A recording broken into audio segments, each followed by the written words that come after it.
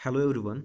आप सभी का स्वागत है हमारे इस यूट्यूब चैनल में। आज इस वीडियो के माध्यम से हम फिजिकल ज्योग्राफी के ही कुछ पार्ट जो सिलेबस के रूप में हम डिस्कशन कर रहे हैं। जैसा कि लास्ट वीडियो में हम लोगों ने जनरल ज्योग्राफी और जियोमॉर्फोलॉजी के सिलेबस को देखा था कि क्या क्या हमें पढ़ना है मेंस प्रोस्पेक्टिव में, चाहे आप यूपीएससी का प्रिपरेशंस कर रहे हो या जेपीएससी का कर रहे हो या अदर कोई स्टेट पीसीएस का अगर प्रिपरेशंस कर रहे हो और उसमें अगर मेंस का प्रिपरेशंस आप कर रहे हैं तो इन तमाम टॉपिक को आपको जानने की बहुत ज़रूरी है और सारे चीज़ों को कवर करना भी बहुत ही अनिवार्य है।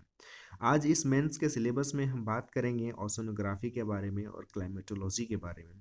आखिर ओशनोग्राफी जो चैप्टर है उसमें हमें कौन कौन से टॉपिक पढ़ने हैं और क्या क्या पढ़ना है, जिससे कि हमारा मेंस के सारे सिलेबस को नज़र में रख करके तैयारी किया जा सके। और जब हम ओशनोग्राफी के टॉपिक को पढ़ रहे होंगे तो पीटी का जो भी सिलेबस में अगर ओशोनोग्राफी मेंशन है तो वहाँ पर भी हमारा यह बेनिफिट होगा। साथ ही साथ क्लाइमेटोलॉजी का हम बात करेंगे तो क्लाइमेटोलॉजी के बारे में भी जो भी हम डिस्कशन करेंगे, जो भी ओवरव्यू करेंगे, ये तमाम चीज़ें आपके लिए बहुत ही उपयोगी हो जाएगा। तो आपको करना क्या है कि आप वीडियो को एंड तक देखिएगा और क्या क्या टॉपिक आपको पढ़ने हैं इन सभी चीज़ों को समझते हुए चलिएगा। वीडियो को देखते हुए आगे की ओर बढ़ेंगे इसके पहले मैं आपको कहना चाहूँगा कि अगर आपके पास कॉपी और पेन है तो आप साथ में रख लीजिए। उससे क्या होगा कि सारी चीज़ें आप जो भी सिलेबस में है उसे आप नोट करते हुए अपने नोटबुक में इसे लिख लीजिएगा। जब आप प्रिपरेशंस कर रहे होंगे तो उस वक्त आपको टॉपिक बाय टॉपिक सारे क्लियर करने में आसानी होगा। इस वीडियो को हम स्टार्ट करते हैं। चलिए देखते हैं। हम लोग सबसे पहले ओशोनोग्राफी के बारे में पढ़ते हैं। ओशोनोग्राफी में हमें जो चीज़ पढ़ना है उसमें सबसे पहला जो टॉपिक के रूप में हमारा वो हाइड्रोस्फीयर है। हाइड्रोस्फीयर में आपको पढ़ना है कि water on the surface of the earth, earth के सरफेस में जो वाटर है उसके बारे में पढ़ना है। हाइड्रोलॉजिकल साइकिल के बारे में पढ़ना है, किस तरह से हाइड्रोलॉजिकल साइकिल एक्टिव होते हैं, किस तरह से काम करते हैं, इसके बारे में हमें देखना है। मैं सारे के टॉपिक का ओवरव्यू करवा दे रहा हूँ, इसमें बहुत ज़्यादा डिस्कशन मैं नहीं करूँगा, सिर्फ और सिर्फ आप सिलेबस में समझिए कि टॉपिक क्या है। सबमरीन में है सबमरीन रिलीफ, यानी सबमरीन रिलीफ में इसके ऊंचावच क्या है। Relief of the ocean floor, ocean floor में किस तरह के ऊंचावच है, फिर इसका डिवीजन किस तरह से है ओशियन फ्लोर में रिलीफ का, उसको माइनर रिलीफ्स के फीचर के बारे में जानना है। नेक्स्ट है टेम्परेचर एंड सैलिनिटी। जब हम हाइड्रो लॉजी के बारे में पढ़ रहे हैं यहाँ पे ओशनोग्राफी के अंदर, तो हाइड्रोस्फीयर के बारे में हम पढ़ते हैं तो टेम्परेचर, जब हमारा वाटर बॉडी होता है तो उसमें टेम्परेचर किस तरह से बढ़ता घटता है, साथ ही साथ में वाटर में किस तरह से लवणता रहता है यानी सैलिनिटी होता है, ये दोनों चीज़ों के बारे में पढ़ना होगा। सबसे पहले हम देखेंगे कि टेम्परेचर जो होता है ओशन फ्लोर में क्या होता है, किस तरह से होता है। उसके बाद उसके फैक्टर्स कौन कौन होते हैं जो कंट्रोल करता है टेम्परेचर डिस्ट्रीब्यूशंस को ओशन फ्लोर में। उसके बाद टेम्परेचर के माध्यम से ही जो टेम्परेचर हमारा एक प्रकार से हॉरिजॉन्टल और वर्टिकल जो डिस्ट्रीब्यूशंस होता है ओशन फ्लोर में, उसके बारे में हमें पढ़ना है। जब हम लोगों ने टेम्परेचर के बारे में देखा तो अब हम सैलिनिटी के बारे में भी देखेंगे। तो salinity of the ocean floor, अब ओशन फ्लोर में या ओशियन वाटर में जो हमारा सैलिनिटी का किस तरह से फैक्टर्स कंट्रोलिंग होता है, किस तरह से सैलिनिटी का घटना बढ़ना, इसके पीछे के कौन से फैक्टर्स काम करते हैं उसे हम लोग देखेंगे। जिस तरह से हम लोगों ने टेम्परेचर में देखा था कि इसका हॉरिजॉन्टल और वर्टिकल डिस्ट्रीब्यूशंस क्या है, सेम उसी तरह से हमें यहाँ पे हॉरिजॉन्टल डिस्ट्रीब्यूशंस ऑफ सैलिनिटी यानी ओशियन वाटर में, और इसी तरह से वर्टिकल डिस्ट्रीब्यूशंस भी होगा सैलिनिटी ऑन ओशियन वाटर में।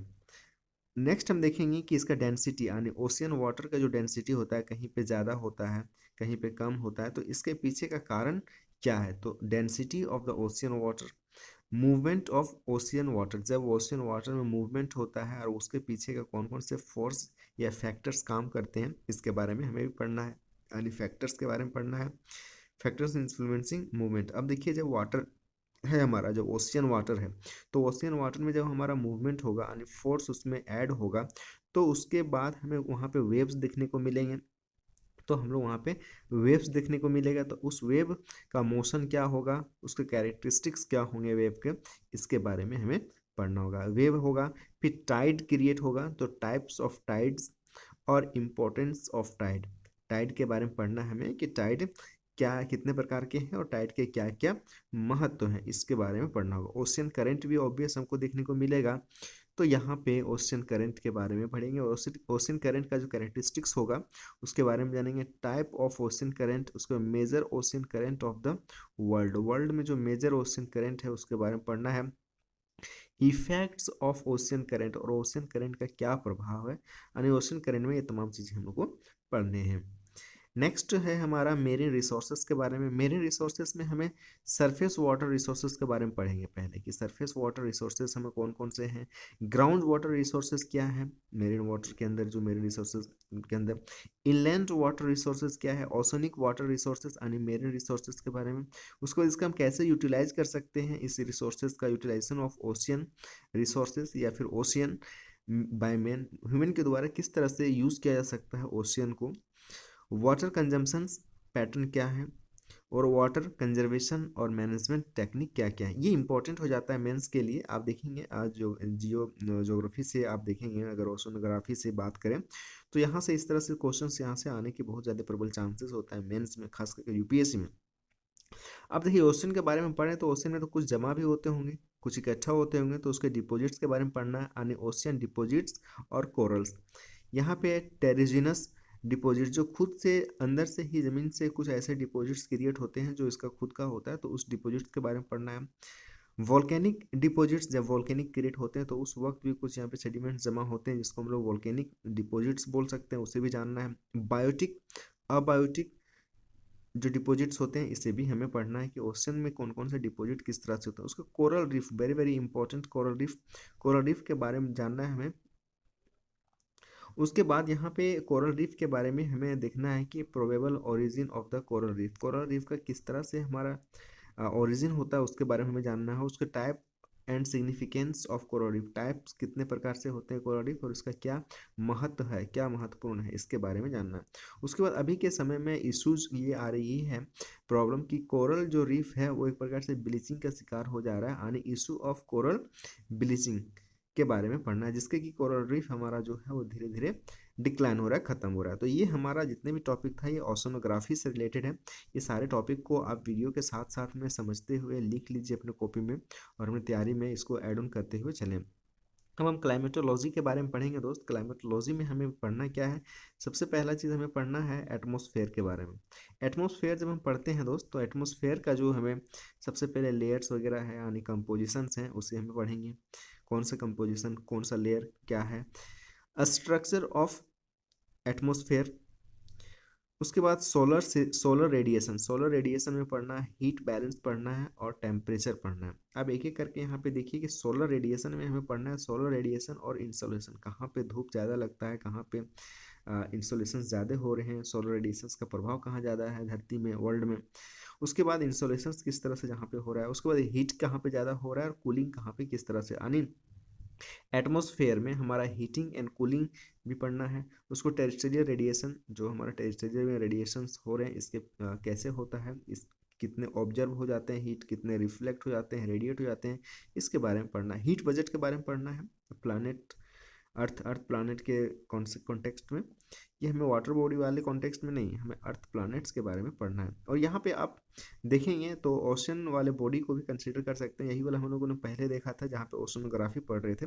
टेम्परेचर के बारे में पढ़ना है, उसके बाद फैक्टर कंट्रोलिंग टेम्परेचर डिस्ट्रीब्यूशंस, देखिए टेम्परेचर का डिस्ट्रीब्यूशंस के पीछे कौन कौन से फैक्टर्स काम करते हैं इसके बारे में भी देखना है। Distribution of temperature, atmospheric circulation and weather system. अब देखिए एटमॉस्फेरिक जब हमारा सर्कुलेशन होता है फिर वेदर का सिस्टम हमारा डेवलप होता है, तो atmospheric pressure, vertical distribution of pressure और horizontal distribution of pressure, factor affecting the velocity and distribution of wind, wind का जो वेलोसिटी है उसको किस तरह से कौन सा फैक्टर अफेक्ट करता है और किस तरह से विंड का डिस्ट्रीब्यूशन होता है इसके बारे में जानना है एटमॉस्फेयर वाले में।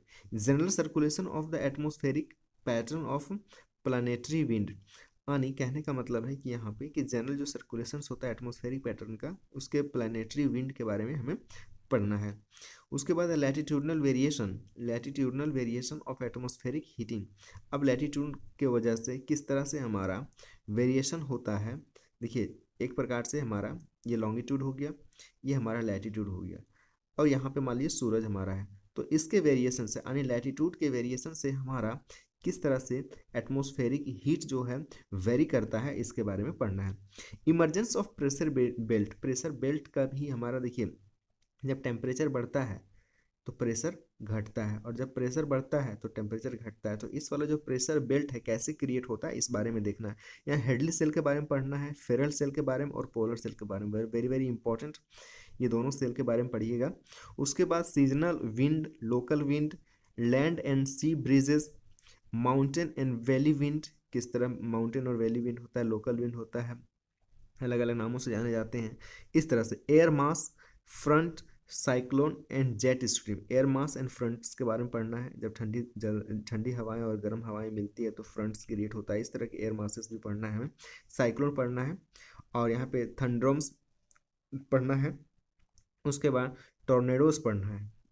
ये तमाम चीज़ों के बाद आपको वाटर इन एटमॉस्फेयर, अब एटमॉस्फेयर में भी बहुत ऐसे वाटर्स के मॉलिक्यूल्स होते हैं जिसमें आप देखेंगे कि वाटर वेपर्स के रूप में होता है। ह्यूमिडिटी जो होता है एब्सोल्यूट में पढ़ना है और रिलेटिव में पढ़ना है। सेचुरेशंस यानी ड्यू ड्रॉप, ड्यू पॉइंट के बारे में पढ़ना है, यानी जो हमारा ओस वगैरह होता है। इवेपोरेशन एंड कंडेंसेशन, किस तरह से हमारा बादल का बढ़ना या फिर इवेपोरेशन किस तरह से होता है। बादल का बढ़ना यहाँ पे एक प्रकार से नहीं भी बोल सकते हैं, क्लाउड का फॉर्मेशंस भी इसी के अंदर आएगा, यानी बादल का भी बनना, जो इवेपोरेशंस होगा, कंडेंसेशंस होगा, ड्यू बनेगा, फॉरेस्ट बनेगा, उसके बाद फ्रॉस्ट बनेगा, फॉग, मिस्ट, क्लाउड, ये सारे जो फॉर्मेशंस हो रहे हैं कैसे फॉर्म किए जा रहे हैं, इसके बारे में हमें पढ़ना है। प्रिसिपिटेशंस के बारे में पढ़ना है, प्रिसिपिटेशन और बर्सन के बारे में, टाइप्स ऑफ प्रिसिपिटेशंस पढ़ सकते हैं। Rainfall, snowfall, slit hello, hail stones, type of rainfalls, type of rainfalls बहुत इंपॉर्टेंट है। World distribution of rainfall, world में किस तरह से रेनफॉल का डिस्ट्रीब्यूशन है उसके बारे में पढ़ना है। कहाँ पे ज़्यादा बारिश होता है, कहाँ कम बारिश होता है, इसके बारे में भी जानना है। साथ साथ में इंडिया के कॉन्टेक्स्ट में भी जानना है। लास्ट जो हमारा टॉपिक के रूप में होगा वो climatic zone of world, world में किस तरह से क्लाइमेटिक जोन को इम्पोर्टेंट किया गया है, डिस्ट्रीब्यूट किया गया है, समझा गया है, very very important, world climate को समझना है। उसके बाद कोपेन स्कीम ऑफ क्लासिफिकेशन, बहुत बहुत इंपॉर्टेंट हो जाता है, इसको नहीं समझिएगा तब तक आप नहीं समझ पाइएगा कि वर्ल्ड में किस तरह से क्लाइमेटिक जोन को डिफाइन किया गया है, किस तरह से डिस्ट्रीब्यूट होता है ये। उसके बाद climatic zone of the world, world में क्लाइमेटिक जोन के बारे में हमें पढ़ना है। ये दोनों जो हम लोगों ने टॉपिक को डिस्कस किया, जो हम लोगों ने यहाँ पे आज के इस वीडियो के माध्यम से, एक तो हम लोगों ने ओशनोग्राफी, ओशनोग्राफी के बारे में, और हमने सेकेंड में बात किया क्लाइमेटोलॉजी के बारे में।